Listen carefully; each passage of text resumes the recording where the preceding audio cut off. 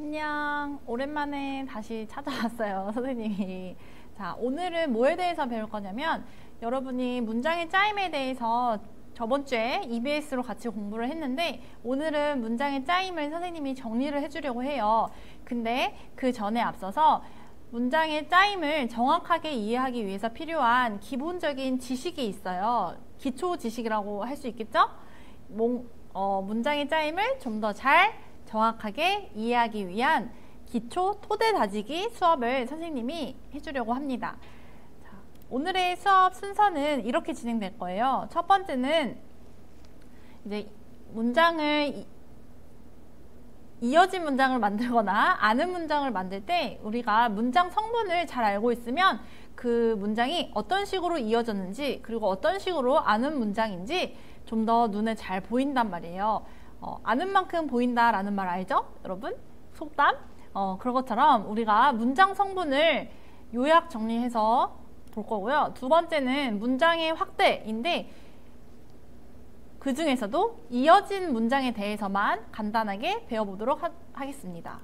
그래서 오늘의 학습 목표는 미래엔 교과서 72쪽에서부터 75쪽 정도까지 할 거고 이 수업을 통해서 우리는 혼문장과 겹문장의 차이를 말할 수 있다.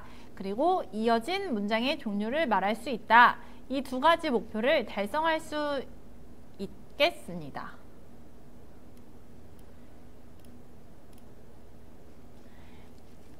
우리가 문장 성분을 크게 세 종류로 나눠줄 수 있는데요. 문장 성분에 대해서 한번 배워보도록 할게요. 문장 성분은 뭐냐면 성분이라는 말을 생각해보면 이해하기가 쉬울 것 같아요. 문장을 구성하는 요소들이 있어요. 그 요소가 크게 세 종류로 나눠져요.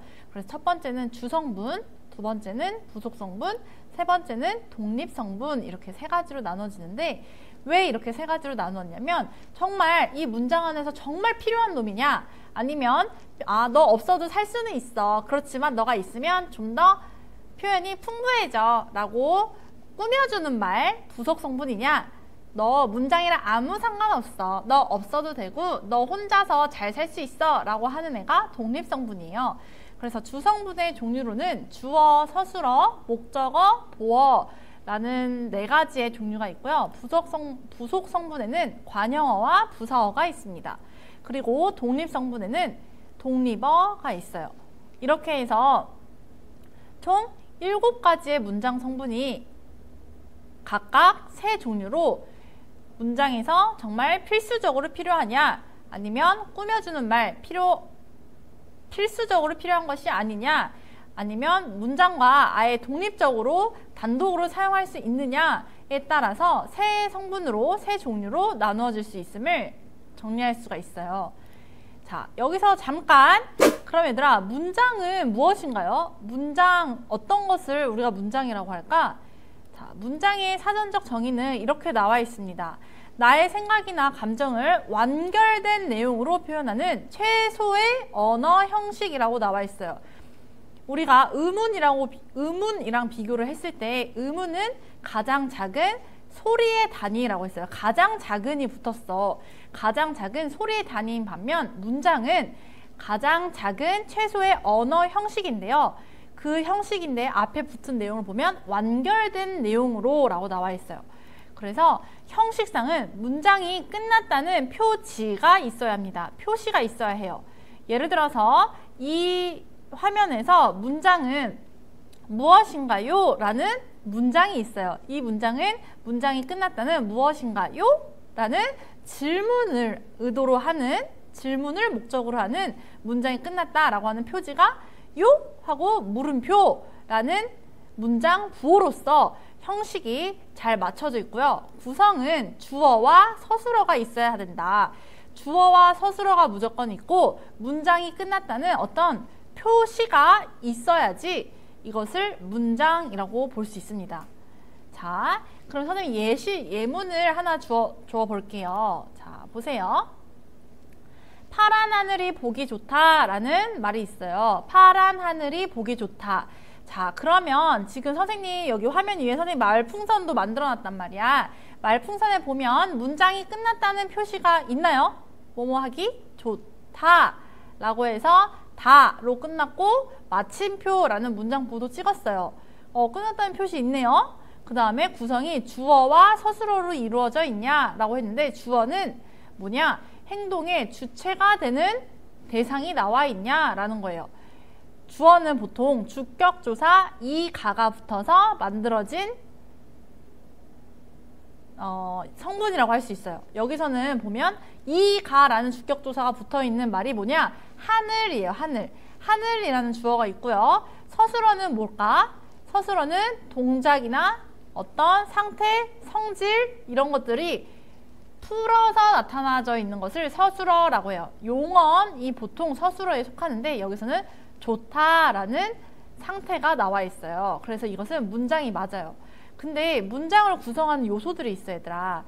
파란, 하늘이, 보기, 좋다 이렇게 해서 띄어쓰기 단위로 해서 총 4가지 덩이가 있는데요. 이렇게 띄어쓰기 단위로 묶은 것을 뭐라고 하냐면 어절이라고 해요. 어절. 그래서 너는 시험 볼 때 이 어절로 쓰시오 라고 하면 띄어쓰기가 한 번 되어 있는 두 뭉텅이를 적었어야 돼. 음절이랑 어절은 다른 거였잖아.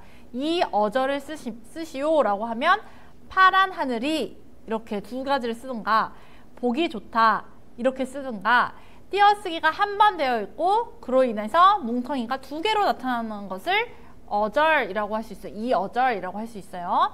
그 다음에 얘들아 보기 좋다 이거는 뭘까? 이거는 문장이라고 할 수 있을까요?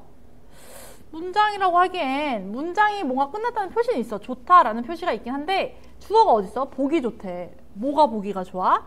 나와 있지 않아요. 주어가 나와 있지 않아요. 그쵸? 문장이 뭔가 2개의 어절이 붙어 있으나 문장이 주어가 빠져 있어요. 이런 것들을 뭐라고 하냐면 이것은 구라고 해요. 구. 2 이상의 어절이 합쳐져서 어떤 의미 단위를 새롭게 만들었어. 좋다랑 보기 좋다랑 다른 의미잖아. 그렇지만 주어와 서술어가 다 온전하게 있지 않은 것을 구라고 하고요. 자, 그럼 여기에 이 초록 부분 파란 하늘이라는 것을 밑줄 쳐져 있어요. 그러면 이거는 뭐라고 할 수 있을까 얘들아? 주어와 서술어가 있을까? 하늘이라는 주어가 있긴 해요. 하늘이 어떻다라는 것은 서술어가 있다고 할 수 있을까? 파랗다라는 내용이 들어가 있어요. 하늘이 파랗다라는 것이 들어가 있는데 뭔가 빠져 있을까 여기서는? 주어와 문장이 끝났다는 표시가 따로 되어 있지 않아요. 그쵸? 주어와 서술어는 있으나 문장이 끝났다는 표시가 따로 있지 않기 때문에 이런 것들을 절이라고 합니다. 문장 안에 속해 있는 애들인 거예요. 단독으로 문장을 이룰 수가 없어요. 이런 친구들은. 이 친구들이 모여서 무엇을 이룬다? 이렇게 문장을 이룬다. 그래서 문장은 나의 생각이나 감정을 완결된 내용으로 표현하는 최소의 언어 형식을 말하고요. 형식상으로는 문장이 끝났다는 표시가 있어야 하고 그 문장 안에는 주어와 서술어가 있어야 한다. 그래야지 우리가 문장이라고 할 수 있다. 라는 것을 알아보았습니다. 자, 그럼 다시 돌아가서 선생님이 성분별로 한번 설명을 해줄게요. 자, 우리말은 얘들아, 야, 너 사람 말을 좀 끝까지 들어봐 라고 하죠. 우리말은 끝까지 들어봐 라고 해요. 왜 끝까지 들어보라고 하지? 그만큼 뒤에 오는 말이 어떤 단어냐에 따라서 말의 의미가 완전히 달라지기 때문이에요. 그 말인즉슨 문장에서, 우리말은 문장에서 서술어가 굉장히 중요한 역할을 한다고 할 수 있습니다. 자, 그래서 선생님이 예문을 총 6문장을 준비를 해보았어요. 첫 번째 문장은 성인이가 축구한다 라는 문장이고, 두 번째는 산이 높다, 세 번째는 인호는 중학생이다, 네 번째 선생님은 3학년을 매우 좋아한다, 다섯 번째 물이 차가운 얼음이 되었다, 여섯 번째 야! 이렇게 총 6문장으로 구성을 해보았는데 이 중에서 서술어를 먼저 공부해 보도록 할게요. 자, 서술어는 네모칸을 선생님이 빨간 네모를 한번 쳐봤어요. 서술어는 뭐냐? 문장 안에서 어떤 역할을 하는 것이 서술어냐? 무엇이 어떠하다, 어떤 동작을 나타내거나 무엇의 상태가 어찌한다, 상태를 나타내거나 무엇이 무엇이다 라는 것을 나타낼 때 서술어라고 해요. 그러니까 뭐뭐하다 라고 끝나면 서술어라고 하면 되는 거야. 봐봐. 성인이가 축구한다. 이 문장에서 서술어는 뭘까요? 축구한다 라는 게 서술어가 되겠고요.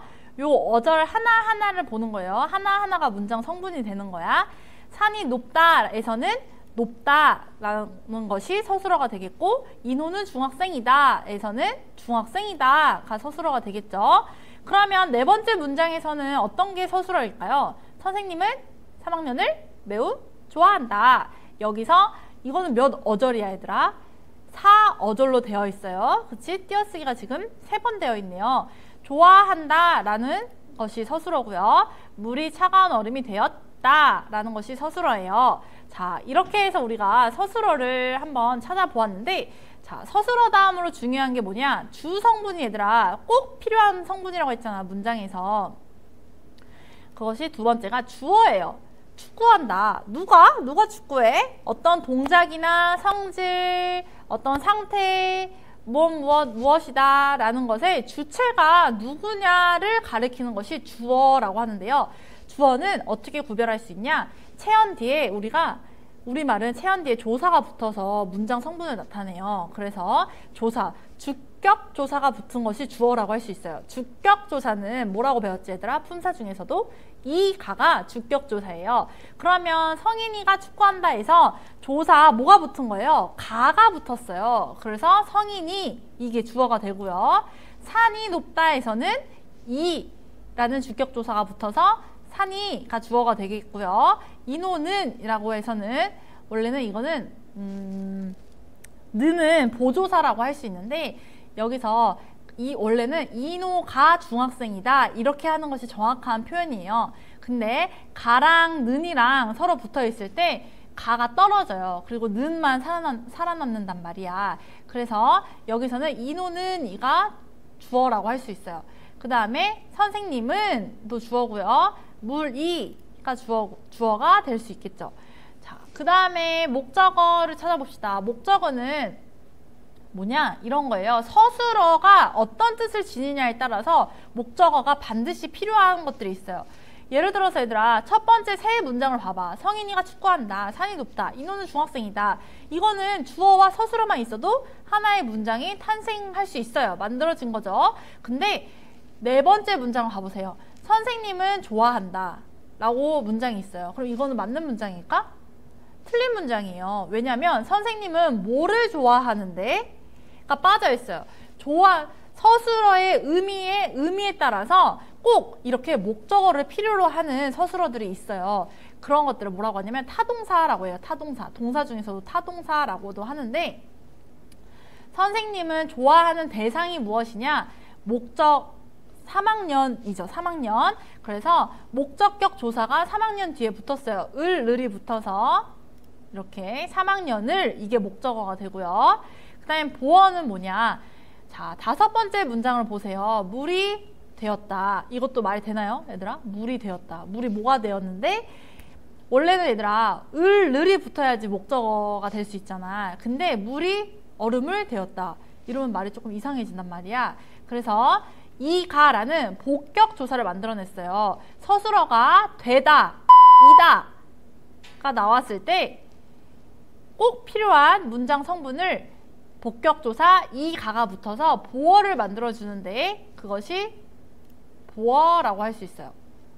꼭 필요한 문장 성분을 만들어주는데 그것이 보어입니다. 그래서 이 문장에서는 얼음이가 보어가 됩니다.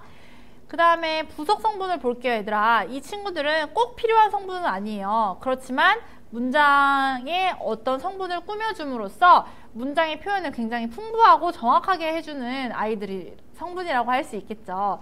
그래서 부사는 얘들아, 부사는 품사 중에서도 부사는 무엇을 꾸미는 게 부사였죠? 용언을 꾸미는 것이 부사였어요.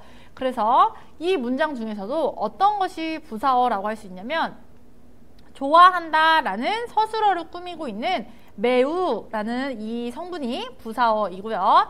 그 다음에 얼음이긴 얼음인데 어떤 얼음이 되었는지, 얼음은 용언이 아니라 뭐죠? 얼음이라고 하는 체언이죠. 체언. 그래서 얼음이라고 하는 얘들아, 물을 얼린 걸 얼음이라고 하잖아. 그 얼음에 이름을 붙인 거니까 체언 중에서도 명사야. 체언을 꾸미는 애들은 관용사라고 했죠. 품사 중에서도. 그렇지만 이 친구가 이 문장 안에서 어떤 역할을 하느냐라고 봤을 때 문장 안에서 체언을 꾸며주는 역할을 하고 있기 때문에 관용어라고 할 수 있습니다. 관용어. 자, 독립성분은 독립어라고 했죠. 단독으로 문장을 구성할 수 있는 친구예요. 그래서 야 라는 것이 있었어요. 자, 이렇게 해서 우리가 문장 성분을 배워보았고요. 두 번째는 혼문장과 겹문장을 구분하는 방법에 대해서 알려줄 거예요. 이거는 굉장히 쉬웠어요, 얘들아. 혼문장과 겹문장은 뭐로 구분할 수 있냐? 주어와 서술어의 개수에 따라서 구별을 할 수가 있어요. 주어와 서술어가 한 번씩만 나오면 혼문장, 주어와 서술어가 2번 이상 나오게 되면 겹문장이라고 해요. 홑! 하나의 의미잖아. 겹쳐 있어요. 이렇게 생각하면 돼요. 그래서 혼문장과 겹문장이 아예 다른 친구가 아니라 혼문장이 여러 개 합쳐지면 문장이 확대됐다고 하는데 문장을 확대시켜서 겹문장을 만들어주는 거예요. 그래서 겹문장은 이어진 문장과 아는 문장으로 나눌 수 있는데요.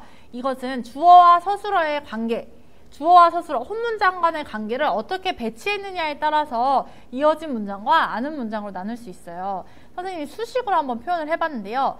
이어진 문장은 혼문장과 혼문장 이렇게 이어져요. 그래서 순서가 주어, 서술어 이렇게 나오는 경우가 많아요. 이렇게 나오지. 근데 아는 문장은 어떻게 된 거냐면 혼문장이 다른 문장 안으로 쏙 들어갔어. 그래서 그 문장 안에서 문장 성분의 역할을 하는 거야. 이렇게 생겼다고 할 수 있겠죠. 수식을 만들어 보자면 주어와 서술어라는 혼문장이 2가지가 이렇게 있었는데 그 사이에 괄호하고 주어, 서술어가 또 들어간 거야. 그래서 이 안에서 이 괄호친 애들이 이 주어와 서술어 밖에 있는 애들 안에서 어떤 문장 성분의 역할을 하고 있는 거예요.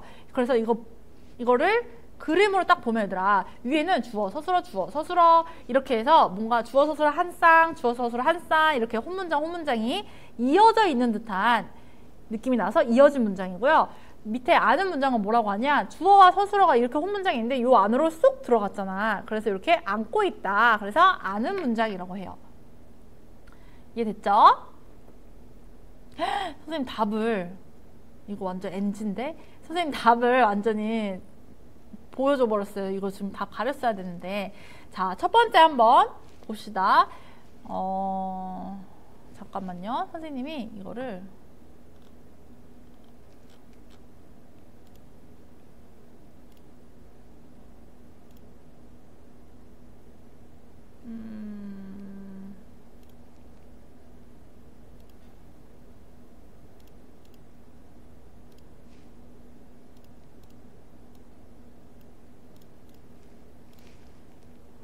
미안해요, 여러분.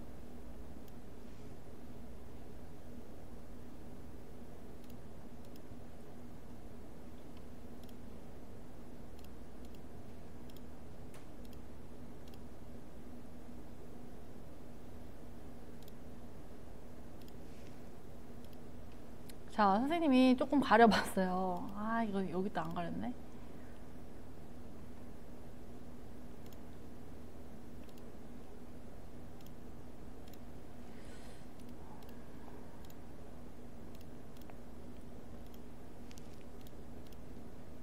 얘들아, 2주 동안 학교 안 나오니까 또 학교에 오고 싶지 않니? 너희들이 없는 학교는 너무 조용해.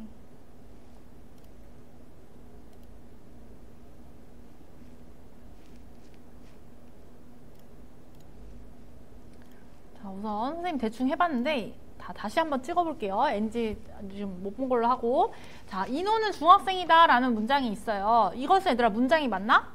자, 보면 완결된 표지가 있어요. 이다 라고 해서 다 해서 점 찍었죠? 그럼 완결된 표지 있고요. 그 다음에 주어와 서술어가 다 살아있나? 봤을 때 다 살아있어요. 근데 주어와 서술어의 개수가 총 몇 개예요? 주어 인호라는 주어 하나, 중학생이다 라는 서술어 하나, 그렇게 해서 혼문장이 되고요. 두 번째는 이거 보세요. 기중이가 노래를 부르고 응엽이가 장단을 맞춘다 라는 문장이 있어요. 이 문장은 주어를 찾아봐봐, 얘들아. 이 가가 붙으면 우선 주어라고 했잖아. 이 가가 붙었어요. 이 가가 붙어있는 게 뭐가 있냐? 기중이가 라는 게 있고요. 그 다음에 응엽이가 라는 것도 주어가 될 수 있겠네요. 기중이는 뭘 한대요? 기중이라는 주어는 서술어 부르고를 하고요. 응엽이는 뭘 합니까? 맞춘다, 장단을 맞춘다 라는 문장이 있어요. 주어와 서술어가 그림상으로 봤을 때 딱 몇 개예요? 2개 이상이 되어버렸죠. 이것은 겹문장이라고 할 수 있어요. 자, 세 번째 문장을 보세요. 세 번째는 농부들은 이라는 주어가 있어요. 기다려요. 농부들은 기다린다. 근데 뭘 기다려요, 농부들이? 농부들이 무엇을 기다리는데 비가 오기를 기다린대요. 그래서 이 문장을 보면 혼문장 농부들은 기다린다 라는 혼문장 안에 비가 온다 라는 문장이 또 들어가 있는 거예요.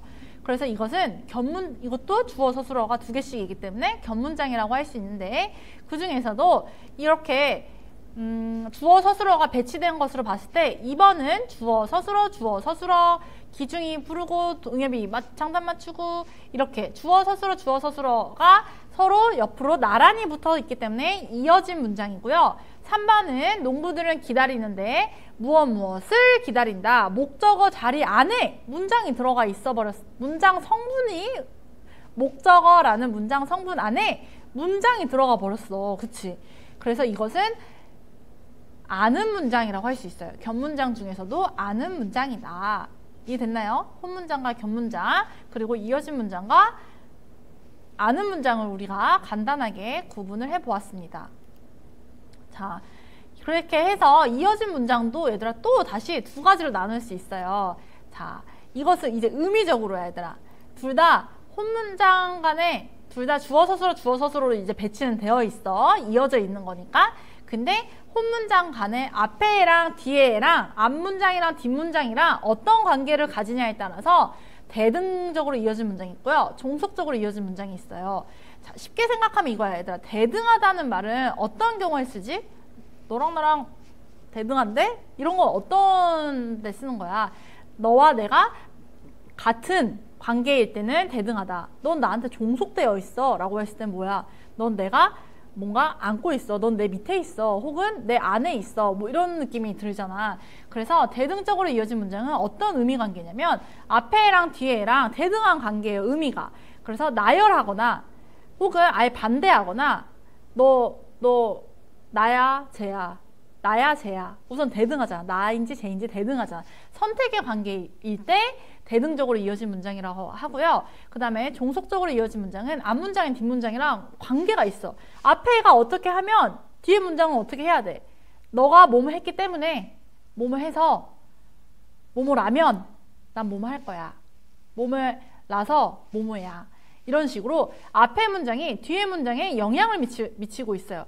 그런 관계를 가지고 있을 때 종속적으로 이어진 문장이라고 합니다. 그래서 우리가 이전에는 혼문장과 겹문장을 구별하는 것은 굉장히 쉬웠어요. 그치? 이렇게 주어와 서술어의 개수를 보면 굉장히 쉬웠는데 그리고 이어진 문장과 아는 문장도 주어 서술어가 배치가 어떻게 되어 있느냐 그리고 어떤 문장 성분 안에 들어가 있느냐 해서 되게 눈으로 확인하기가 쉬웠어요. 이런 식으로. 근데 이제 이어진 문장 안에서는 의미 관계가 서로 얽혀 있기 때문에 이해하기가 조금 어려울 수도 있어요. 그래서 열심히 해야 한다. 결국에는. 알겠죠? 선생님이 또 쉽게 설명을 해줄게요. 여러분이 앞에서 EBS 수업을 들었기 때문에 물론 다 이해를 다 했다고 생각을 하고 있지만 좀 더 정확하게 이해했으면 하는 바람에서 선생님이 이 영상을 찍게 되었습니다. 자, 이렇게 해서 아니 하나 더 있어 얘들아. 이어진 문장을 이제 만드는 방법에 대해서 설명을 해줄 건데요. 이어진 문장은 주어 서술어 이렇게 이어진다고 했잖아. 그럼 얘들아 접착제가 필요해. 우리도 물건 뭐 붙일 때 그냥 붙인다고 이렇게 붙인다고 여기 붙어? 안 붙잖아. 이 손바닥에 뭘 붙여줘야지 두 손바닥에 붙겠어. 풀을 붙이던지 뭔가를 해야지 붙어지잖아. 그래서 접착제가 필요해요. 그래서 예를 들어서 이렇게 있어요. 기중이가 노래를 부른다. 응엽이가 춤을 춘다. 이것은 각각의 혼문장이에요. 그치? 문장이 두 문장이 있는 거야. 근데 이 두 문장을 한 문장으로 만들고 싶어. 그것도 이어진 문장으로 만들 거예요. 왜냐? 기중이가 노래를 부르는 행동과 응엽이가 춤을 추는 행동은 나열되어 있는 거야. 그냥 각각의 행동이니까. 이렇게 했을 때 접착제가 어디에 필요할 것 같아, 얘들아? 그냥 딱 눈으로 봤을 때 접착되는 부분이 접착제가 필요를 하겠죠. 그래서 이 부분에 접착제를 우리가 붙여줄 거예요. 접착제를 어떻게 붙이냐? 자, 이것은 서술어라고 했죠. 이 부분은 서술어예요. 이 서술어는 기본형이 있어요. 기본형이라고 하는 것은 달을 붙이면 보통 기본형, 서술어 용언에서는 달을 붙이면 보통 기본형이에요. 그래서 표준국어 대사전에 달을 붙였을 때 나오는 그 단어 전체를 기본형이라고 합니다. 그래서 부른다의 기본형은 부르다예요. 부르다인데 여기다가 니은을 붙이면서 이제 시제를 나타내는 어미를 붙여준 거죠. 근데 이걸 빼고 우선 기본형을 보면 부르다라고 할 수 있어요. 이 부르다를 어떻게 접착제를 붙이냐? 이렇게 붙여요. 자, 우리 단어를 우리는 부르고 돌리고 이렇게 돌리다, 너 돌리고 하듯이 부르고 부르니 이런 식으로 우리가 단어를 모양을 바꿀 수가 있어. 근데 바꾸는데 변하지 않는 애가 있어요. 아무리 내가 바꾸려고 노력해도 변하지 않는 부분이 있어. 그 부분은 어디까지가 변하지 않아? 부르다, 이거 세 개 중에, 세 음절 중에서 어디까지가 안 변해, 얘들아? 부르까지는 절대 변하지 않아요. 그래서 이 부분을 뭐라고 하냐면 어간이라고 해요. 말의 중심이 되는 부분, 줄기가 되는 부분이라고 해서 동사, 형용사, 서술격 조사가 활용할 때 활용한다고 해요, 얘들아. 형태를 변화시키는 거를 활용한다고 하는데 활용할 때 변하지 않는 부분을 어간이라고 하고요. 그리고 변하는 부분을 어미라고 해요. 끝미를 써서 어미라고 해요. 그래서 동사, 형용사, 서술격 조사가 활용할 때 변하는 부분을 어미라고 하는데요. 여기서 이 접착제는 이 어미는 어떤 역할을 하냐? 두 혼문장을 연결시켜주는 역할을 해요. 그래서 이 친구의 이름은 연결어미라고 해요. 그러면 두 개를 연결해주고 싶어. 그러면 어떤 어미를 갖다 붙이면 이 연결이 접착이 되게 자연스럽게 될까, 얘들아? 기중이가 노래를 부르니 응엽이가 춤을 춘다. 이것도 되고, 기중이가 노래를 부르고 응엽이가 춤을 춘다. 이것도 맞는 말 같아요. 그쵸? 선생님이 여기다가 고를 붙여볼게요. 그러면, 자, 이렇게 붙였어요. 그러면 됐죠, 얘들아? 기중이가 노래를 부르고 응엽이가 춤을 춘다. 이러면 혼문장이 뭐가 된 거예요? 문장이 확대되면서 견문장이 됐죠. 그리고 주어 서술어의 관계로 해서 이어진 문장이 됐습니다. 이해됐나요? 자, 이어진 문장을 만들 때 우리는 항상 접착제가 필요한데 그 접착제는 어디에 붙는다? 앞문장에 서술어에 붙는다. 그리고 그 서술어를 연결해주는 그 접착제를 어미라고 하는데 어미 중에서도 연결해주니까 연결어미이다. 이렇게 정리를 할 수 있겠습니다. 자, 그러면 오늘의 학습 목표 달성했는지 확인해 보겠습니다. 혼문장과 견문장의 차이를 말할 수 있나요? 혼문장은 주어와 서술어가 한 번씩 나타나는 문장, 견문장은 주어와 서술어가 2개 이상씩 나타나는 문장, 그리고 이어진 문장의 종류를 말할 수 있나요? 이어진 문장의 종류는 어떻게 나눌 수 있죠? 혼문장 간의 관계에 따라서 앞의 문장과 뒷문장의 관계에 따라서 대등적으로 이어진 문장과 종속적으로 이어진 문장으로 나눌 수 있다. 이해됐나요? 그렇게 해서 오늘은 문장의 짜임에 대한 기본 지식, 이해를 돕기 위한 기본 지식을 한번 배워보는 시간이었습니다. 문장 성분에 대해서 배워보았고요. 다음 시간에는 이어진 문장에 대해서 배워보도록 할게요. 안녕!